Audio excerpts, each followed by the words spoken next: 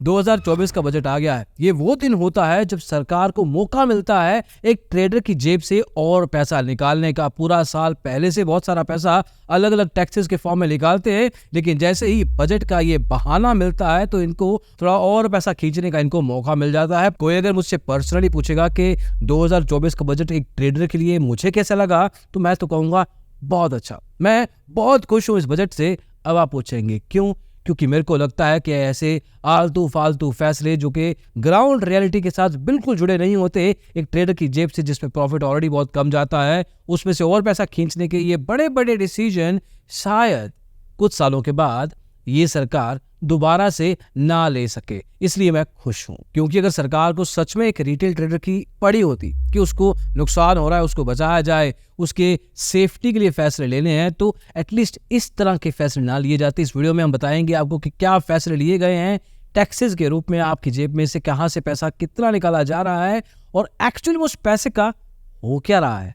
Let's get started. इस video दोस्तों हम 3 तरह के टैक्सेस की बात करेंगे। पहला है STT, securities and transaction charges, या टैक्सेस जो कि आप टर्नओवर, प्रीमियम टर्नओवर के ऊपर देते हैं, हर सेगमेंट में देते हैं, लेकिन ऑप्शंस में बढ़ावट की गई है। देन एलटीसीजी और एसटीसीजी, मतलब long term capital gain, short term capital gain. पूरे साल ट्रेडिंग करने के बाद जितना भी प्रॉफिट आप कमाते हैं, उस प्रॉफिट का 1% आपको सरकार को देना पड़ता है। मतलब आप रोज जितना भी पैसा कमा रहे हैं ना, उसका कुछ परसेंटेज आप मेक श्योर कर रहे हैं कि सरकार की जेब में जाए ही जाए। पहले मोटे मोटे तौर पे जान लेते हैं कि कौन से टैक्स में कितना इंक्रीज आया है। अगर आप ऑप्शन ट्रेडिंग करते हैं तो आज की तारीख में आप 0.0625% देते थे, इसको बढ़ा के 0.10% कर दिया गया है। मतलब 10,000 की प्रीमियम टर्नओवर के ऊपर आप पहले 6.25 रुपए एसटीटी के रूप में देते थे, जिसको बढ़ा के 10 रुपए कर दिया गया है। मतलब लाख रुपए के ऊपर 100 रुपए, एंड ये मल्टीप्लिकेशन ऐसे ही बढ़ती जाएगी। वहीं पे फ्यूचर्स में ट्रेडिंग करने वालों को, जो कि आज की तारीख में 0.0125% देते हैं, उनको बढ़ा के 0.02%, मतलब 10,000 के प्रीमियम टर्नओवर के ऊपर पहले वो 1.25 रुपए देते थे, अब उनको 2 रुपए देने होंगे। वैल्यूज ऑलमोस्ट डबल हो गई है, और ये सिर्फ एसटीटी की बात है। एलटीसीजी और एसटीसीजी, मतलब जब आप पूरे साल ट्रेडिंग करके प्रॉफिट कमाते हैं तो शॉर्ट टर्म कैपिटल गेन में आप 15% सरकार की जेब में डालते हैं अपने सारे एक्चुअल प्रॉफिट का, उसको 25% बढ़ा दिया गया है 15% की बजाय। अब आपकी जेब से आपके प्रॉफिट के 20% जाएंगे। मतलब जो भी 5 रुपया प्रॉफिट आप कमाते हैं आज की तारीख में शॉर्ट टर्म ट्रेडिंग में, उसमें से 1 रुपया सरकार के पास जाएगा ही जाएगा। वहीं पे long term capital gain LTCG, जो कि लॉन्ग टर्म इन्वेस्टर्स के लिए होता है, जो कि सालों के लिए बड़ा कैपिटल बना के रखते हैं ताकि वो एक गोल प्लान कर सके, इन्वेस्टमेंट का एक ऑब्जेक्टिव रख सके। मतलब एक ideal stock market investment space में हमेशा इन्वेस्टिंग को प्रोत्साहन दिया जाए, कॉन्फिडेंस दिया जाए, लेकिन इस केस में यहाँ पे भी सरकार ने कहा है कि आप आज की तारीख में एलटीसीजी, जो भी पूरे साल कितने ही साल इन्वेस्टमेंट करके रखो, जब भी आप बेचते हो उसमें से जो प्रॉफिट निकलता है उसका 10% हमेशा से ही लेते रहे हैं। अब इसको भी करीब 25% से बढ़ा दिया गया है, और यहाँ पे भी 12.5% प्रॉफिट आपकी जेब से, आपके लॉन्ग टर्म कैपिटल गेन्स में से 12.5% अब से लिया करेगी। अब ना आपको एक मैं इमेज दिखाता हूँ। ये एक ग्राफ है, पिछले कुछ सालों से सरकार ने एसटीटी से कितना पैसा कमाया है ये नंबर बताता हूँ। मैं ग्राफ कितनी बार पहले भी कुछ वीडियोस में दिखा चुका हूँ, लेकिन आपको फिर से याद दिलाते हैं कि 2019 में सरकार ने 11,528 करोड़ रुपए एसटीटी से कमाए थे, और ये वैल्यू आज की तारीख में करीब 28 से 30 हजार करोड़ के आंकड़े को छू चुकी है। मतलब पिछले 5 साल के अंदर एसटीटी से सरकार 2.5 से 3 गुना 300% इंक्रीज अपने रेवेन्यू में देख चुकी है। उन्हीं ट्रेडर्स के पैसे से, जिस ट्रेडर का फायदा हो या नुकसान, एसटीटी उसकी जेब से हमेशा जाता ही जाता है। लेकिन ये पैसा 30,000 करोड़ रुपए बन के सरकार की जेब में हर साल जा रहा है, और मोस्ट लाइकली ये नंबर अगले साल 40,000 करोड़ के बियॉन्ड होगा। इट सीम्स लाइक कि इनके खुद के टारगेट्स अलग से चल रहे हैं कि एसटीटी से कितना पैसा निकाला जाए। This has nothing to do with options trading का एक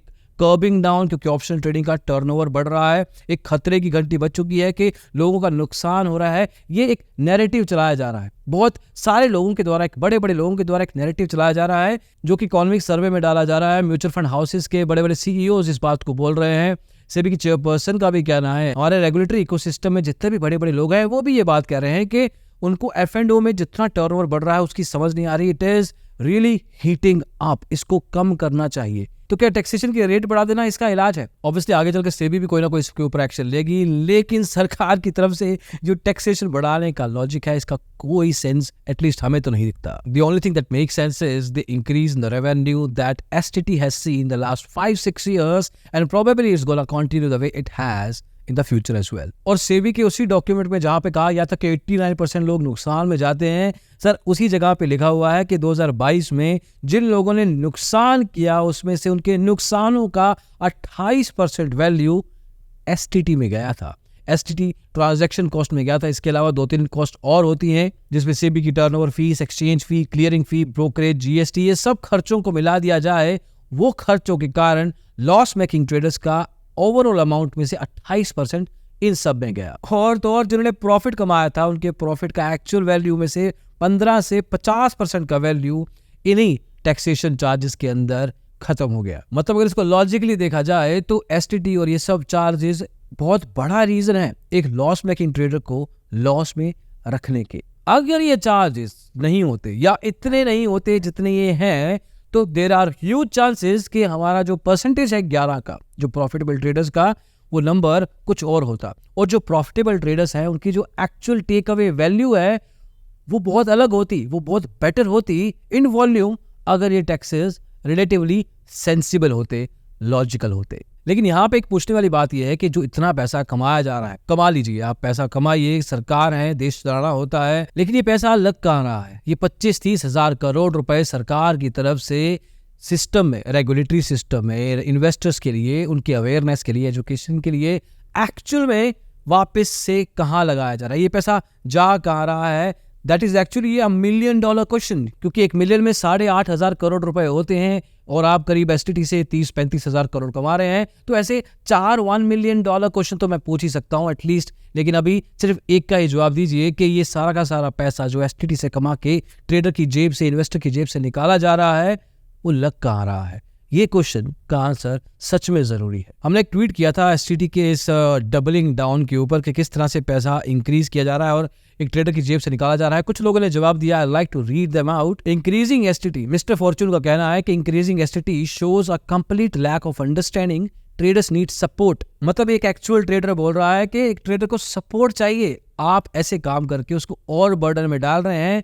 उसका नुकसान में होने का रीजन सिर्फ ये नहीं है कि उसको ट्रेडिंग नहीं समझ में आती, या वो लालची है, या वो गैम्बलिंग करता है, बट ऐसे जो फैसले लिए जाते हैं, अगर वो सपोर्ट सिस्टम की तरह काम करते तो बेटर था। लेकिन ये एक्चुअल में एक रेजिस्टेंस की तरह काम करते हैं जो इनको रोकते हैं प्रॉफिटेबल होने से। दिव्यांश गुप्ता कहते हैं कि टैक्स जितना मर्जी ले लो, but don't kill the segment, no need to curb the volumes. मतलब वॉल्यूम्स को गिराने की जरूरत नहीं है। एफ&ओ की एक्सपायरी अगर आप खत्म करेंगे, रोकेंगे, तो लोग ड्रीम 11 या क्रिप्टो में जाएंगे। मैं ऐड ऑन कर देता हूं, डब्बा ट्रेडिंग में जाएंगे, फॉरेक्स ट्रेडिंग में लुभाने वाले लोग वैसे ही बहुत बैठे हैं गुरुजी बन के, वो भी लेके जाएंगे और लोग जाएंगे भी खुशी खुशी, क्योंकि इनको पता है कि आज की तारीख में एक ट्रेडर को अगर पैसे कमाने हैं तो उसको एक सेगमेंट चाहिए, एक स्टेबल सेगमेंट चाहिए जहां पे सरकार की तरफ से ज्यादा खींचता ना हो, जहां पे बार बार अलग अलग रूल ना लाए जाएं जिसकी वजह से उसके बिजनेस में इंपैक्ट आए, उसके प्रॉफिट में, उसके टेक अवे इनकम में दिक्कत आए, जो कि बार बार ऑप्शन ट्रेडिंग में की जा रही है। पहले इंट्राडे में लोग जब पैसे कमाते तो पीक मार्जिन रूल हटा के आप ऑप्शन ट्रेडिंग की तरफ धकेला, और आज की तारीख में जब ऑप्शन ट्रेडिंग की लोग समझ कर पाने की कोशिश कर रहे हैं तो आप इनको धकेलेंगे कहां पे? अनरेगुलेटेड सेगमेंट्स में। और आप कहेंगे कि देखिए ऑप्शन ट्रेडिंग के कारण किसी का घर नहीं लुट रहा, किसी का नुकसान नहीं हो रहा है, लेकिन एक्चुअल में जब वो अनरेगुलेटेड ट्रेडिंग प्रोडक्ट्स पे वो पैसा लगाएंगे तब जो नुकसान होगा वो अनरिकवरेबल होगा। वो किसी को रीच आउट भी नहीं कर पाएगा और कहेगा कि अब मैं यहां से खुद कुछ नहीं कर सकता। हर्षित पटेल कहते हैं कि सरकार को फिक्स इनकम चाहिए इररिस्पेक्टिव ऑफ कि somebody is making money or not.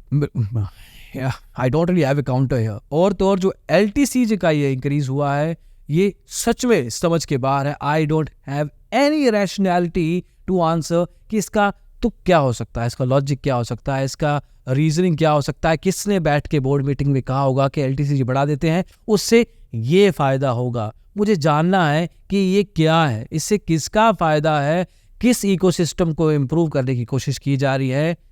This is another question that needs to be answer. हाँ, $1 million नहीं है but still an important one. तो दोस्तों ये है बजट 2024 का स्टॉक मार्केट, ट्रेडिंग और इन्वेस्टिंग के ऊपर इम्पैक्ट। इसके अलावा और भी हज़ारों चीज़ें होंगी, रिएक्शंस होंगे।